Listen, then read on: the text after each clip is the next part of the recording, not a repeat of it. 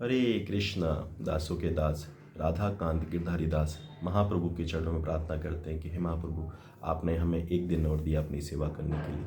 उसी सेवा के क्रम में महाप्रभु के चरणों में प्रार्थना करते हैं। श्री श्री राधा माधव अष्ट सखी पंच तत्व विघ्न विनाशक श्री लक्ष्मी नरसिंह भगवान कृष्ण कृपा मूर्ति ऐसी भक्ति वेदांत चल प्रभुपाद परम पूज्य गोपाल कृष्ण गोस्वामी गुरु महाराज समस्त वैष्णव जन गुरु परंपरा और आप सभी भक्तों की कृपा से दास ये नित्य सेवा कर पा रहे हैं।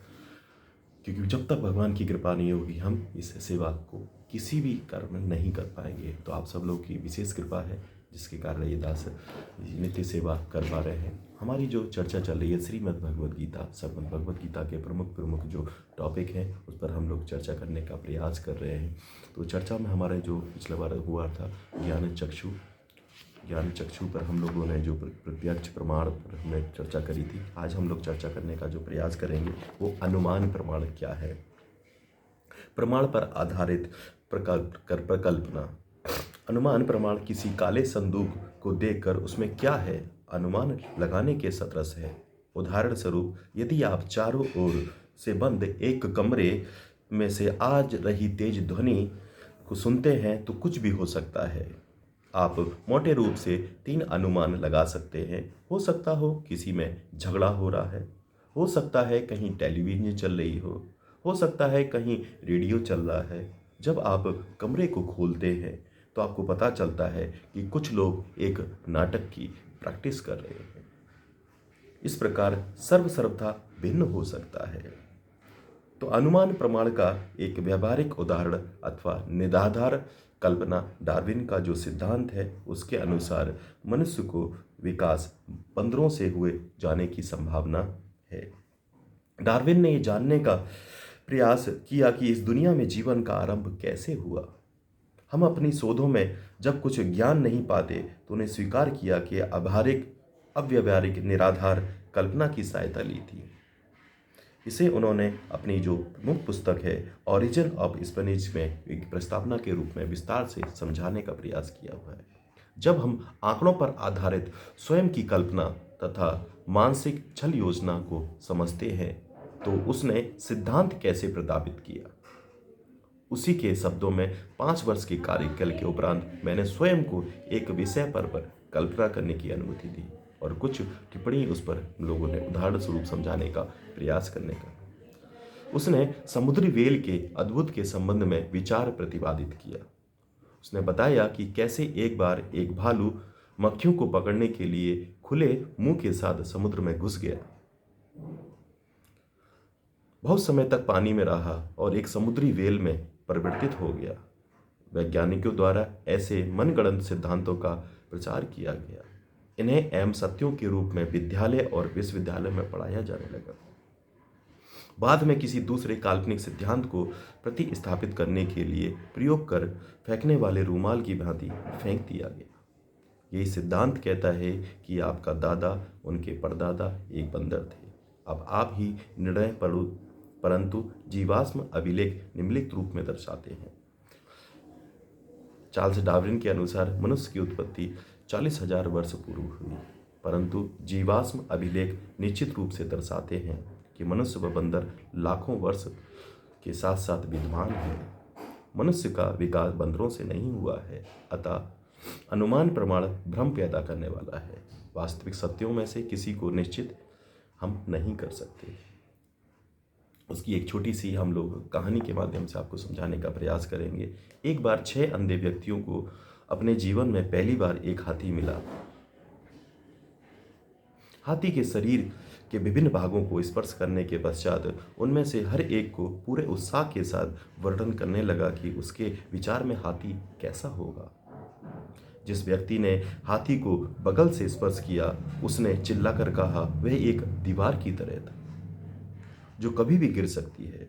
दूसरा व्यक्ति जिसने हस्ती दंत यानी कि उसके दांत को छुआ तो बोला, अरे ये तो बहुत गोल गोल चिकना और तेज है। हाथी एक भाले की तरह होता है। तीसरा व्यक्ति जिसने सूंड को स्पर्श किया था और बोला, क्या आप समझते नहीं कि हाथी को एक सांप के समान होता है।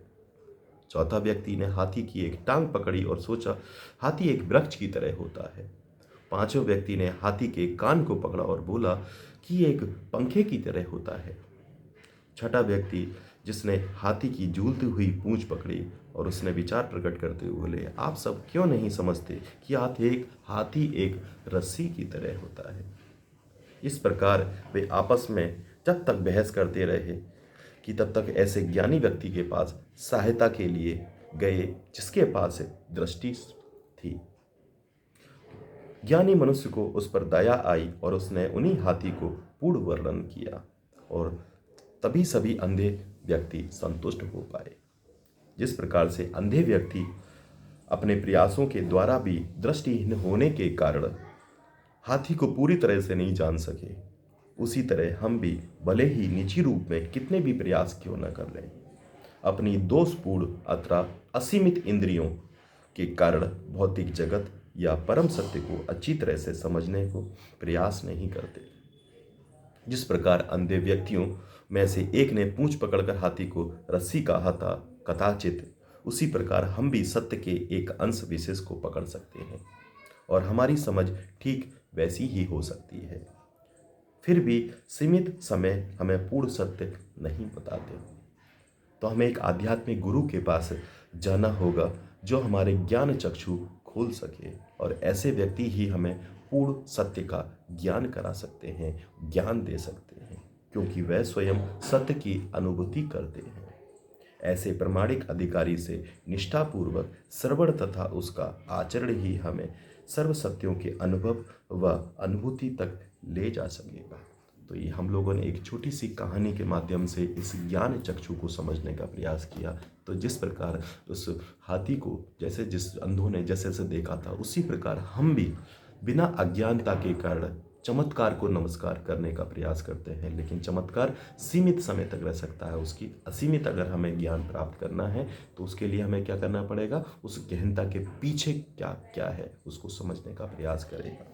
शास्त्रों के चक्षु द्वारा हमें देखना होगा कि शास्त्रों के दिव्य ध्वनि कंपन से मनुष्य का हृदय सभी पापमय विकारों यथा काम, मत्सर्य, क्रोध आदि से मुक्त हो जाता है। इस प्रकार जब मनुष्य शास्त्रों में दिए गए निर्देशानुसार वस्तुओं को देखना सीखता है तो वह वस्तुओं को यथारूप देख सकता है। इसे ज्ञान चक्षु कहते हैं। केवल प्रामाणिक स्रोतों से श्रवण करने वाला मनुष्य ही ईश्वरीय विज्ञान को जान सकता है। यदि कोई 20 वर्षों से स्वचलित वाहन का विशेषज्ञ है और स्वचलित वाहन के इस विज्ञान को जानता है तो वह वाहन की स्थिति मात्र 1 मिनट के लिए उसे चलाकर जान सकता है। इसी प्रकार ईश्वरीय विज्ञान को जानने वाला व्यक्ति सूक्ष्मदर्शी से लेकर स्थूलदर्शी तक सृष्टि के प्रत्येक पक्ष के पीछे भगवान का हाथ देखता है, किंतु ईश्वरीय विज्ञान से अनभिज्ञ व्यक्ति संसार के कार्यकलापों को रंच मात्र भी समझ नहीं सकता। इसलिए महान साधु पुरुषों से ईश्वरीय विज्ञान का श्रवण करना दर्शन कहलाता है। दर्शन का अर्थ है दृष्टि एवं दार्शनिक अंतर्दृष्टि अथवा संभाषण। अतएव महान साधु पुरुषों जो कि भगवान के भक्त होते हैं से हमें श्रवण करने का प्रयत्न करना चाहिए। हम परम सत्य को देख व अनुभव कर सकते हैं। यदि कोई महाशय एक सामूहिक बैठक में आपके साथ बैठे हैं, आप उनकी महानता के विषय में नहीं जान पाएंगे जब तक कि आप किसी दूसरे व्यक्ति से ये नहीं सुनेंगे कि वे कौन है। वे इसी प्रकार से भगवान की महानता की गुणगान उनके शुद्ध भक्तों से ही सुनना चाहिए, तो ही हम भगवान को देखने के लिए ज्ञान चक्षु प्राप्त कर सकते हैं। हरि हरि बोल। तो जिस प्रकार बताया गया है प्रमाणिक, यानी कि हम किसी भी कार्य को करने के लिए, यानी कि एक छोटा सा उदाहरण है, अगर हम किसी स्कूल में एडमिशन लेते हैं तो उसके लिए क्या करना पड़ता है, वो किस बोर्ड से है, कब से कार्यरत है, हमें ये देखना बहुत ज़रूरत है। आगे चल के अगर हमारी मार्कशीट नहीं आएगी तो कमी आपकी है, हमारी नहीं है। तो इसलिए हमें भक्ति मार्ग पर भी आगे बढ़ने के लिए हमें जांच कर परख कर वो स्कूल कहाँ से रजिस्टर्ड है, कितने साल पुराना है, कितने लोग उस स्कूल से बाहर निकले हैं, उनको मार्कशीट मिली है नहीं मिली, स्कूल में पढ़ाई कैसी होती है। इसी प्रकार हमें गुरु को और जो हमारे प्रमाणिक एक संस्था है उससे हमें पहले पूरा विचार विमर्श करके तब ही हमें भक्ति में आगे बढ़ने का प्रयास करना चाहिए। तो भक्ति वेदांत श्रील प्रभुपाद ने हमें यही एक ऐसा परिवार दिया है जिसके माध्यम से हम अपने साथ साथ अपनों को इस जीवन में आगे बढ़ाने का प्रयास कर सकते हैं। तो अगर आप लोग चाहते हैं आपके नंबर पर हरे कृष्ण महामंत्र और गीता श्लोक कृष्ण कथा मिलती रहे आपको नित्य, तो आप 9411166837 पर हरे कृष्णा भेज दीजिए। हमारी टीम आपको नित्य गीता श्लोक कृष्ण कथा भेजने का प्रयास करेगी। आप अपने कमेंट में केवल हरे कृष्ण महामंत्र लिख कर दे देंगे तो हमारे पर विशेष कृपा हो जाएगी कि आप सब लोग कीमती समय दे पा रहे हैं। तो अगर हमारा यही आपके चरणों में प्रार्थना रहती है, अगर आप लोगों ने अभी तक दास के इस चैनल को सब्सक्राइब नहीं किया है तो जरूर करते रहें, जिससे कि आपको नित्य आने वाली वीडियो मिलती रहे। दास से अगर जाने अनजाने में कोई भी गलती हो रही हो, दास मूढ़ है, अज्ञानी है, दास को कुछ नहीं आता, केवल हमें सीखने का प्रयास कर रहे हैं।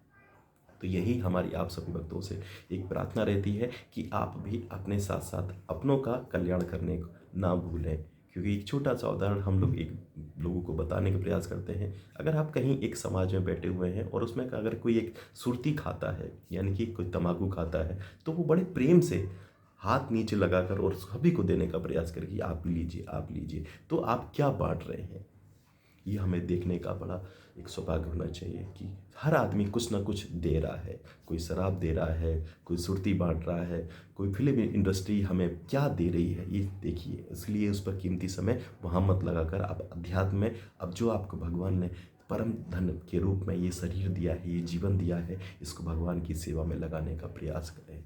हरे कृष्ण कृष्ण कृष्ण हरे हरे, हरे राम राम राम हरे हरे। अपने जीवन में हरि के नाम को, कृष्ण के नाम को जोड़ें, जीवन आनंदमय होगा। हरि हरि बोल।